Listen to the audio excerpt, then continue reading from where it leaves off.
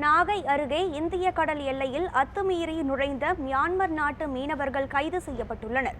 இது குறித்த கூடுதல் விவரங்களை செய்தியாளர் பார்த்திபன் வழங்க கேட்கலாம். பார்த்திபன், சொல்லுங்கள். இந்திய கடல் எல்லையில் அத்துமீறி நுழைந்த மியான்மர் நாட்டு மீனவர்கள் 4 பேர் கைது செய்யப்பட்டிருக்கின்றனர். இது தொடர்பான விவரங்களை பதிவு செய்யுங்கள். நாகப்பட்டினத்திற்கு கிழக்கே சுமார் 40 கடல் நாட்டிகள் மைல் தொலைவில் நேற்று இந்திய கடலோர பாதுகாப்பு படை ராணுவ படையினர் ரோந்து பணியில் ஈடுபட்டிருந்தனர். அப்பொழுது சந்தேகத்திற்கிடமான நிலையில் ஒரு பொருள் தென்பட்டிருக்கிறது ரேடாரில். அதனைத் தொடர்ந்து அந்த இடத்திற்கு கடற்படையினர் சென்று பார்த்த பொழுது மியான்மர் நாட்டை சேர்ந்த நாட்டு படகு மீனவர்கள் 4 பேர் அங்கு இருப்பது தெரிய வந்தது.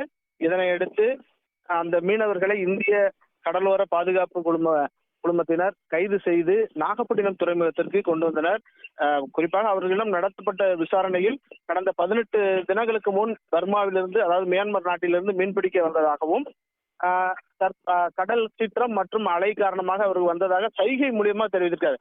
குறிப்பாக பர்மா மொழி இந்திய கடற்படையினருக்கும் கடலோர பாதுகாப்பு குழுவினருக்கும் தெரியாத காரணத்தினால் அவர்கள் செய்கை மொழியில் தெரிவித்த கருத்துக்களை வைத்து தகவலை நம்ம வெளியிட்டிருக்கிறார்கள். இங்கு அதாவது கப்பலில் அழைத்து வரப்பட்ட இவர்கள் துறைமுகத்தில் கடலோர பாதுகாப்பு குழும போலீசாரிடம் என்று ஒப்படைத்திருக்கிறார்கள். இவர்கள் மீது இந்திய கடல் எல்லையில் அத்துமீறி நுழைந்தது, அத்துமீறி மீன் பிடித்தல் உள்ளிட்ட வழக்குகள் பதிவு செய்யப்பட்டிருக்கிறது. இவர்கள் சென்னை பெருநகரில் உள்ள நீதிமன்றத்தில் ஆஜர்படுத்தி புழல் சிறையில் அடைக்கப்படுவார்கள் என முதற்கட்ட தகவல் தெரிவித்திருக்கின்றார்கள். அதே போல இவர்கள் புயல் சின்னத்தினால் இந்த புயலின் காற்றின் காரணமாக திசை மாறி வந்தார்களா அல்லது எல்லை தாண்டி மீன் பிடித்தார்களா என்பது குறித்தும் கடலோர பாதுகாப்பு குழும போலீசார் விசாரணை செய்து வருகின்றனர். கனகதாரா, தகவல்களுக்கு நன்றி பார்த்திபன்.